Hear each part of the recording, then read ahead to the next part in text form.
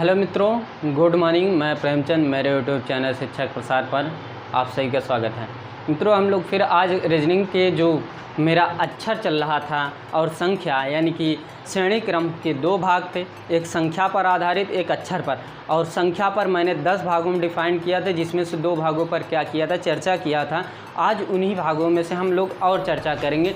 जैसा कि ये आज जो तीसरा भाग है यानी संख्या के आधार, मैंने 10 पॉइंटों को लिखा था और उसमें से 2 पॉइंटों पर चर्चा किया था। और तीसरे पॉइंट पर आज देखते हैं। तीसरी पॉइंट क्या है, गुणा श्रृंखला। क्या गुणा श्रृंखला, और गुणा श्रृंखला के अंतर्गत 2 पॉइंट और आती हैं।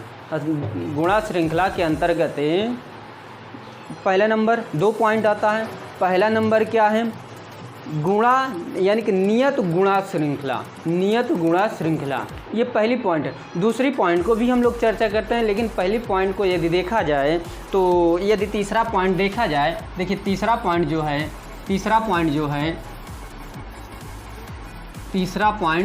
गुणा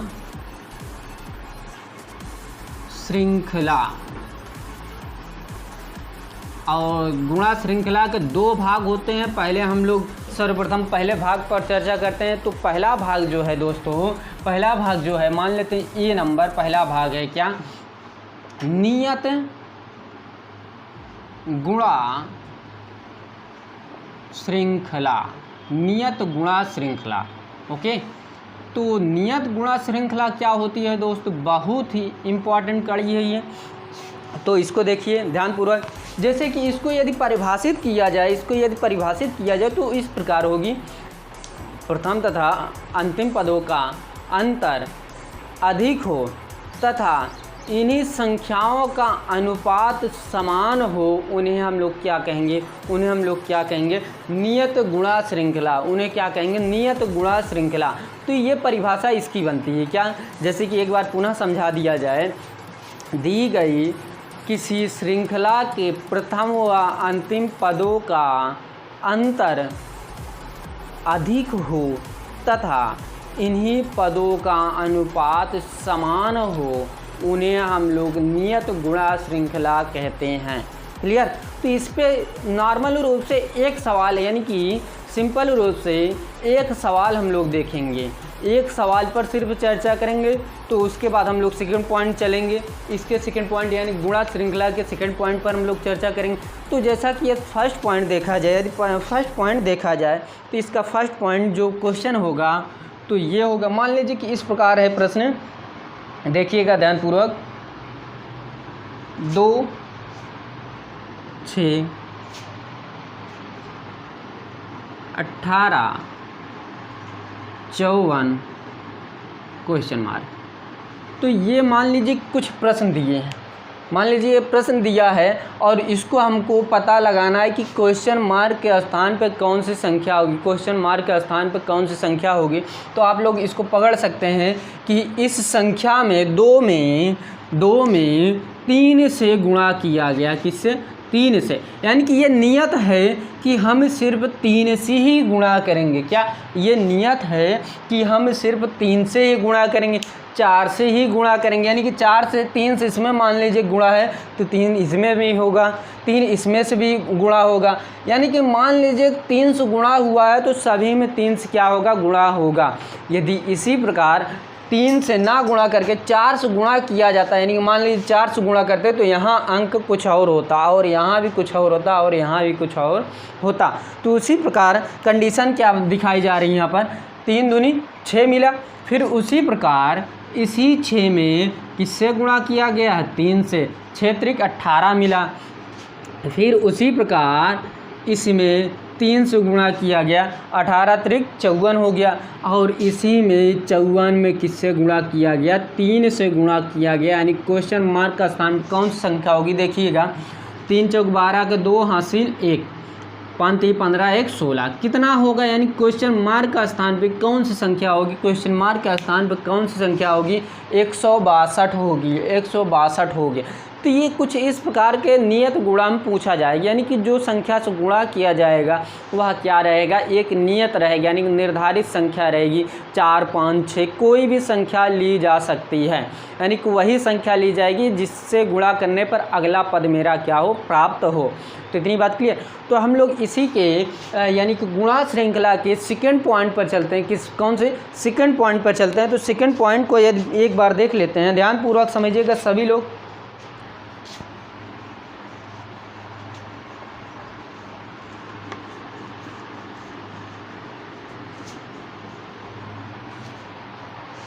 तो इसी का सेकंड पॉइंट है गुणा श्रृंखला, यानी कि बढ़ते क्रम में। सेकंड पॉइंट क्या है?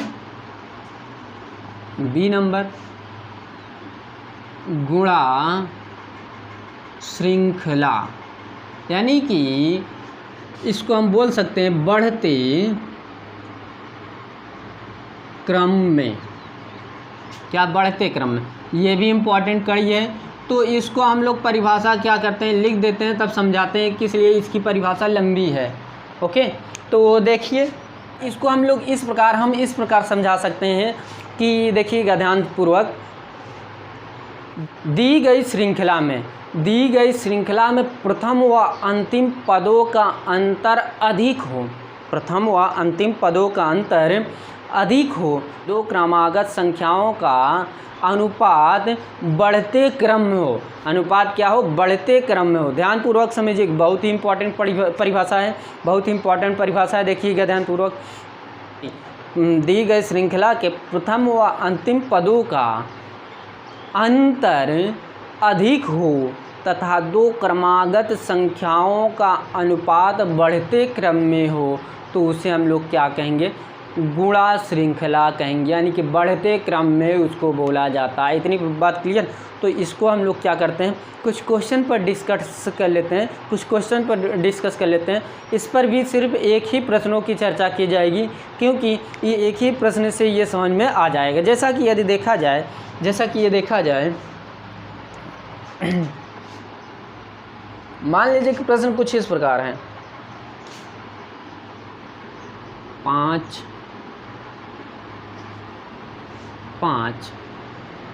15,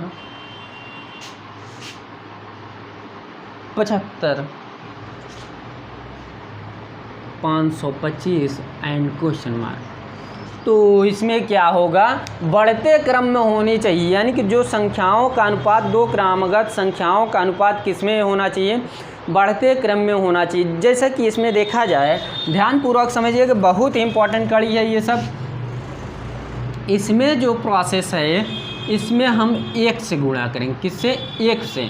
5 के नम 5 मेरा प्राप्त हो गया। ओके, फिर इसी में हम लोग किससे गुणा करेंगे, इसी में 3 से गुणा करेंगे। 5 3 15। ओके, देखिएगा कितने का अंतर हो रहा है, 2 का अंतर मिल रहा है। ओके, फिर इसी में हम लोग किससे गुणा करेंगे, 5 से गुणा करेंगे। 15 5 75 होता है। ओके, फिर उसी प्रकार इसमें किससे गुणा करेंगे, 7 से गुणा करेंगे। देखिए 7 5 35 का 5 हासिल 3, 7 7 49, 49 3 कितना होगा, 52। इतनी बात क्लियर।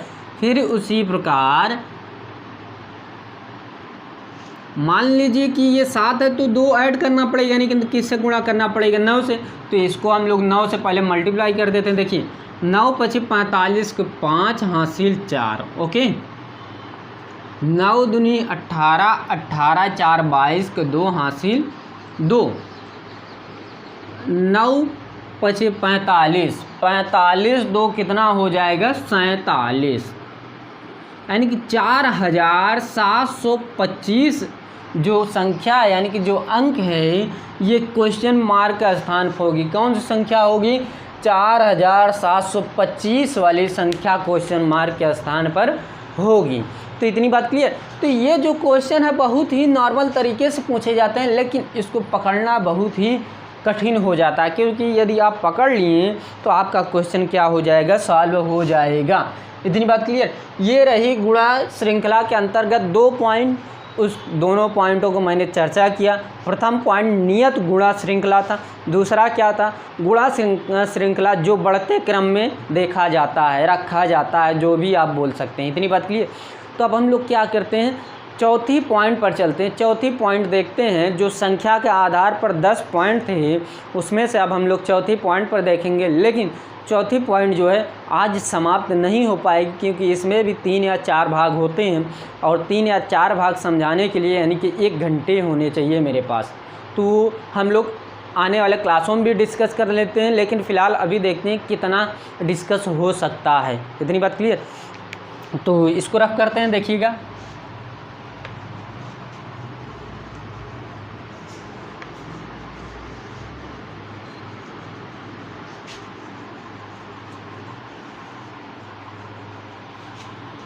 तो दोस्तों देखिएगा, ये जो पांचवा बिंदु है, पांचवा बिंदु बहुत ही इम्पॉर्टेंट है। गुणा तथा जोड़ श्रृंखला, ये कौन सा है, पांचवा नंबर है। ध्यान पूर्वक समझिएगा, पांचवा नंबर भी इम्पॉर्टेंट है। लेकिन इसमें से सभी बिंदु क्या है, इम्पॉर्टेंट है। इसमें से सभी बिंदु क्या है, इम्पॉर्टेंट हैं। लेकिन इसी के अंतर्गत यानी गुणा तथा जोड़ श्रृंखला के अंतर्गत 4 पॉइंट या 3 पॉइंट आते हैं। फिलहाल हम लोग उसको देखेंगे कितने पॉइंट आते हैं, ओके। लेकिन इसमें से पहला बिंदु यदि देखा जाए, क्या पहला बिंदु यदि देखा जाए तो ये बहुत ही इम्पॉर्टेंट है। मान लीजिए पहला बिंदु नियत गुणा, क्या, नियत गुणा तथा नियत जोड़ श्रृंखला।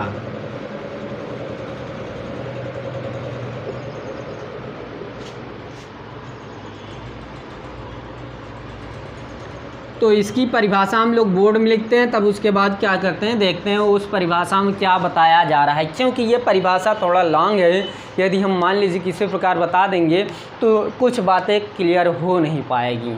तो इसको हम लोग लिखते हैं और देखते हैं कि इसकी परिभाषा किस प्रकार हो सकती है। तो जैसा कि यदि देखा जाए, यदि किसी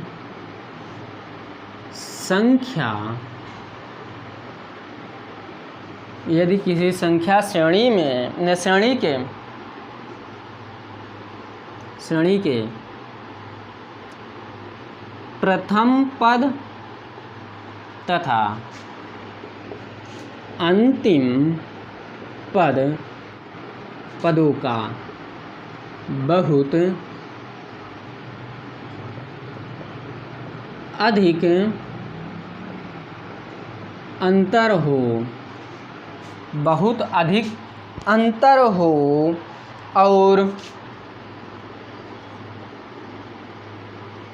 उसमें दो क्रमागत पदों से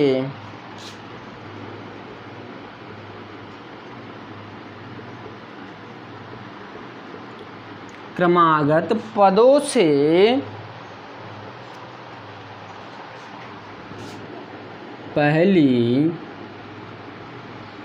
संख्या से किसी निश्चित संख्या से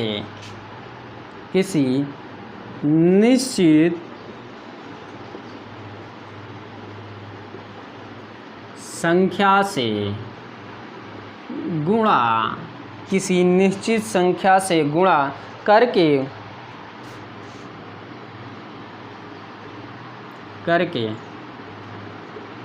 कोई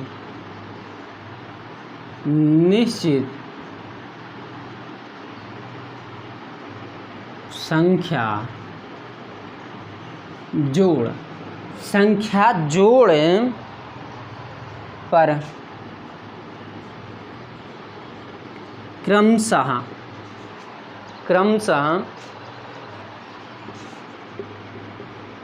अगली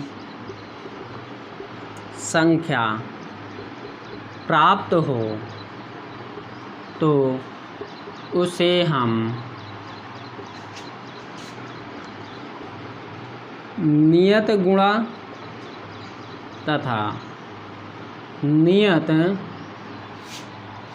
नियत जोड़ श्रृंखला कहते हैं।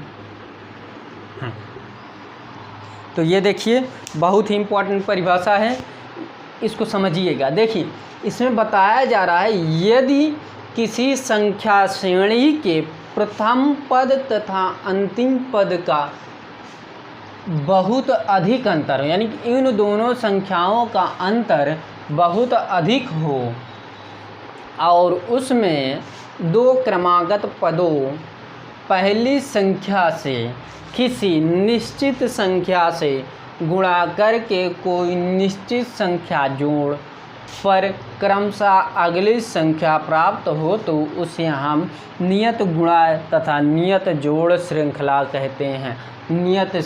नियत गुणा तथा नियत जोड़ श्रृंखला कहते हैं। तो ये रही परिभाषा जो मैं बनाया अपने माध्यम से। देखिएगा कुछ परिभाषा इससे कुछ शब्द मैच होंगे कहीं ना कहीं से, लेकिन क्यों मैच होंगे? क्योंकि मैंने शब्द कहीं ना कहीं से तो उठाया हूँ, कहीं ना कहीं से तो शब्द उठाया हूँ, तो उसी शब्दों से इस परिभाषा का निर्माण किया हूँ। तो ध्यान दीजिएगा बहुत ही इम्पोर्टेंट परिभाषा है। परिभाषा तो कहीं पूछेगा नहीं, लेकिन जानना बहुत ही ज़रूरी है। इतनी बात क्लियर? तो ये जो रही परिभाषा की बात, अब इसी में हम लोग क्या करते हैं, कुछ एग्जाम्पल यानी क्वेश्चन की चर्चा कर लेते हैं। इतनी बात क्लियर?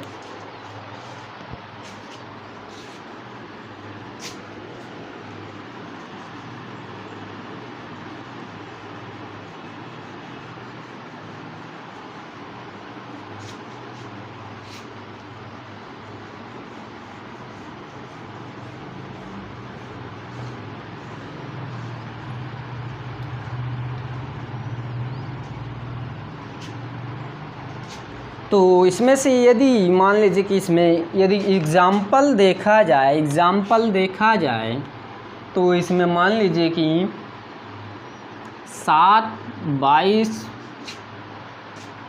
67, 202 और क्वेश्चन मार्क।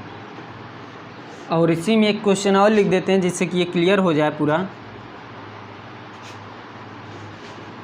दी गई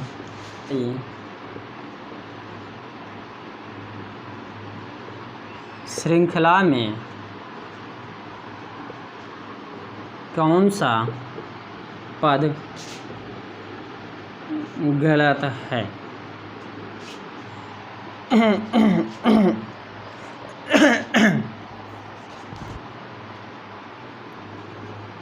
दो 8 20 46 92 188। तो ये कुछ प्रश्न दिया गया है जो बहुत ही इम्पोर्टेंट है। ध्यानपूर्वक समझिएगा दोस्तों, ये बहुत ही इम्पोर्टेंट कड़ी है, इसको समझिएगा। यदि समझ में ना आए तो उसको आप बताइएगा ज़रूर। जैसा कि मान लीजिए कि इसमें जो प्रोसेस दिया गया, मान लीजिए कि क्वेश्चन में बताया जा रहा है कि क्वेश्चन के स्थान पर कौन सी संख्या होगी। तो इसमें ध्यानपूर्वक समझिएगा, ये जो प्रोसेस है इसमें मैं 3 से मल्टीप्लाई करूँगा तथा एक क्या करूँगा, जोड़ूंगा। देखिए 7 तरीके का इस 22 प्राप्त हुआ। तो ये जो कंडीशन है ये इंटू 3 + 1 ये सभी में फॉलो करेगी, यानी कि सभी में फॉलो करेगी, यानी कि सभी में लगेगा। तो 3 + 1 तो यानी कि देखा जाए 3 दूनी 6, 3 दूनी 6, 3 दूनी 6, 66 हुआ ना। लेकिन 66 में एक हमको जोड़ना पड़ेगा, कितना मिल जाएगा, 67 मिल जाएगा मेरा। उसी प्रकार इसमें भी क्या करूँगा, मैं 3 से गुणा करूँगा प्लस 1 जोड़ दूँगा। देखिए 7 × 21, देखिए 7 × 21 के 1 हासिल 2, 6 × 18 2 कितना हो जाएगा 20, 20 एक यदि जुड़ेगा तो कितना हो जाएगा 202 प्राप्त हो जाएगी। ये संख्या मेरी 202 दी हुई है।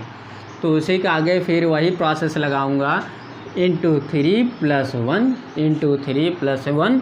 तो यदि इसमें मैं गुणा करूँ 3 से, देखिए 3 दूनी 6, 3 जरा हम 0, 3 दूनी 6, लेकिन +1 है तो यानी कि 600 कितना हो जाएगा, 7 हो जाएगा, 607 मेरा प्राप्त हो जाएगा। यानी क्वेश्चन मार्क का स्थान में कौन सी संख्या होगी, 607 है।